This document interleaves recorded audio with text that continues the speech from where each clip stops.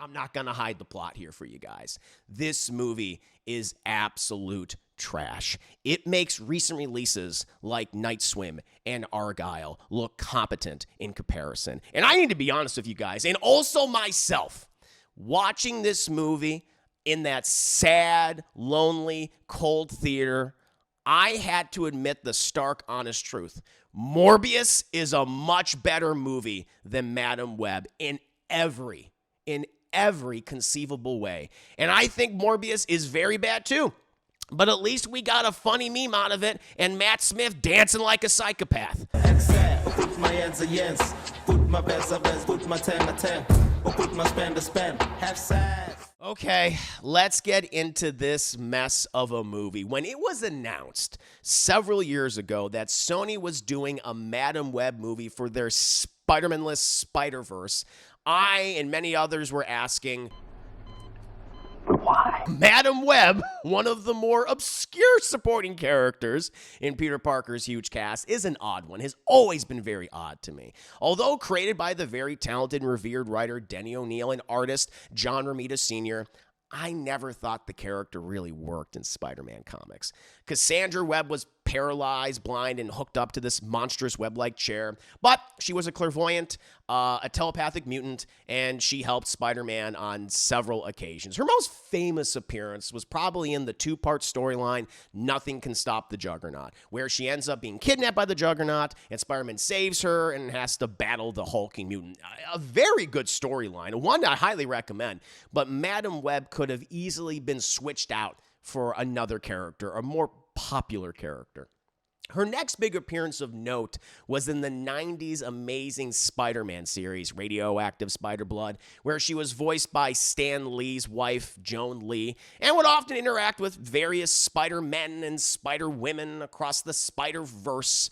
But even as a kid, I thought the character was weird and honestly not very interesting. I remember all of my encounters with you, Madam Web. I want nothing to do with you. So again, when Sony announced they were doing a Madam Web film, I thought that was very strange, especially with so many great Spider-Man supporting characters that could be adapted into a movie. Although they haven't been doing a great job of that as of late, with even some of their most popular characters. Like a turd in the wind.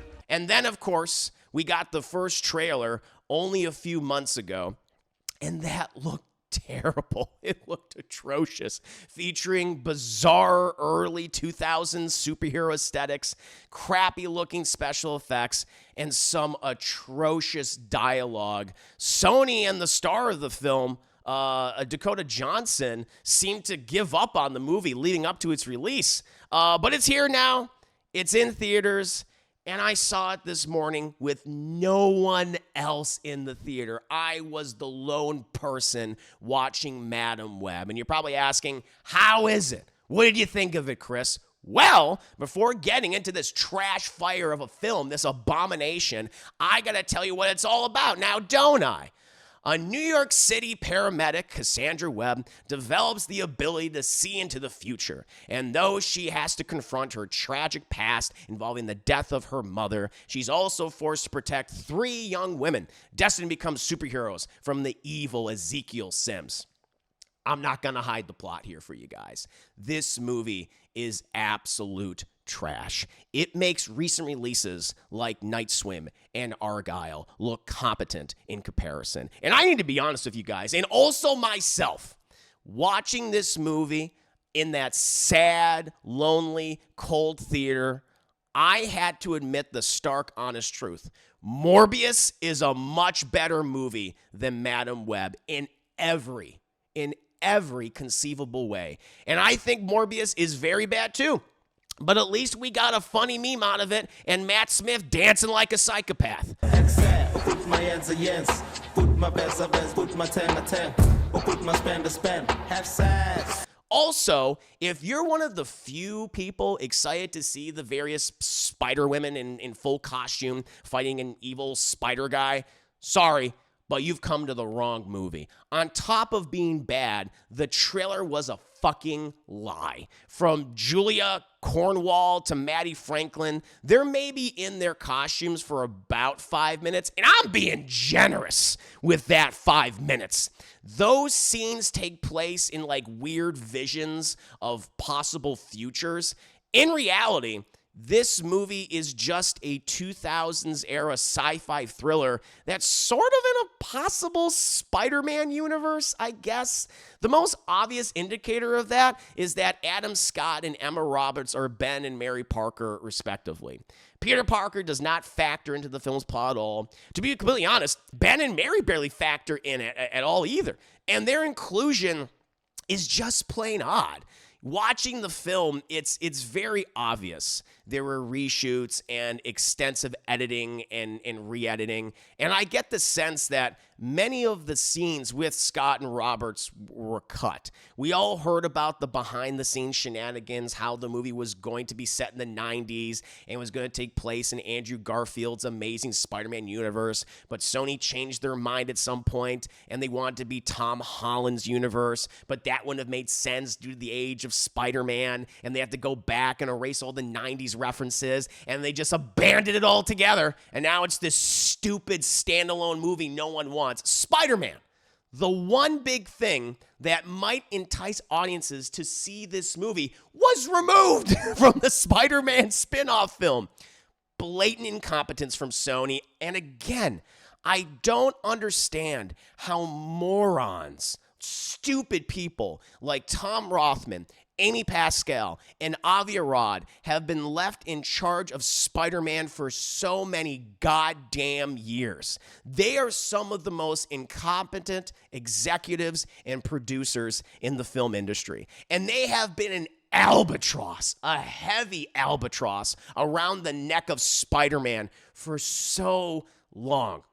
But I have to talk about the woman of the hour, Madam Webb herself, and her derpy, obnoxious cast of supporting characters. I'll admit, I am not a big fan of Dakota Johnson as an actor. Of the things that I've seen her in, where she has a substantial role, I'm sorry, but The Social Network doesn't count, like the 50 Shades of Grey trilogy, she just has this monotonous flatness to her performances that's so boring to me. And that is very much the case here. Cassandra Webb in the movie is closed off with few friends and wants to be left alone with her cat, but she gets these powers and begrudgingly has to help these three teenage girls survive a murderous spider person. They attempt to give her this dry, sarcastic personality at times, but most of her jokes miss, and the dialogue, oh my God, the dialogue is absolutely atrocious across the board.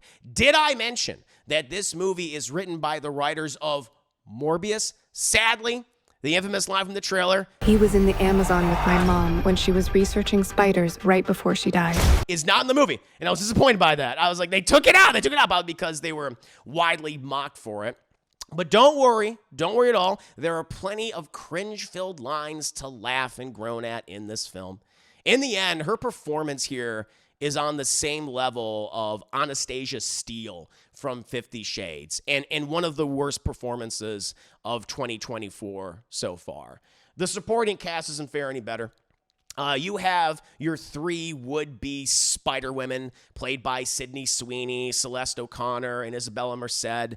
They are so damn one-dimensional in this film. They can all be defined by a single word, and they lean into all the tropes attributed to that word. Sweeney is nerdy, O'Connor is mean, and Merced is, I don't know, whatever Dora the Explorer is. I see 3 mercenaries, armed. Oh, look, Dora brought a knife on the field trip, everybody. They're just escorted from one place to the other, from point A to point B to point C. It's pretty much a poor man's John Connor. That's what they all are.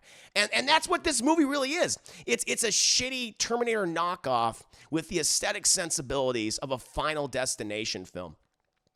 But as bad as all their characters are in the movie, the absolute worst character is Tahar Rahim's bad guy, Ezekiel Sims.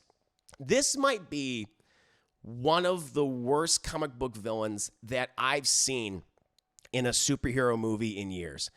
I was floored by how awful he was. I'm not familiar with the actor, and the direction and script he was given would make the greatest actors of all time look awful. As I always say, you can be the most talented actor in the world, but if you're given shit direction and a shit script, probably going to give a shit performance. And that's very much the case here. He's just dull and given copious amounts of exposition. It was also very weird how much ADR they did with him, too. Like, you can see his mouth move, but the words are not matching his lips in the slightest. And when he's in full Spider-Man costume, they do that ADR with him in those scenes too, and you just don't buy it for a second. It's like, he's not saying that right now. No way. It's so awkward. In the end, I'm so confused as to why Sony is so insistent in making their live-action superhero films feel like they were all directed and written in the late 90s and early 2000s. From Venom to Morbius, they all have that dated aesthetic, and it really bothers me. It's like, yes, okay. Yes, we had a number of great superhero films from that period of time, like Blade, Raimi's first 2 Spider-Man movies, some of the early X-Men films, but there were so many awful superhero films during that period of time, too. And that's what Venom and Morbius and Madam Web are emulating, what I expect Kraven the Hunter to emulate as well. It's the worst of the comic book and superhero genre. But we still have Sony's Venom 3 and Kraven the Hunter later this year, and perhaps they can top the true awfulness and wretchedness, the true awfulness and wretchedness that is Madam Web.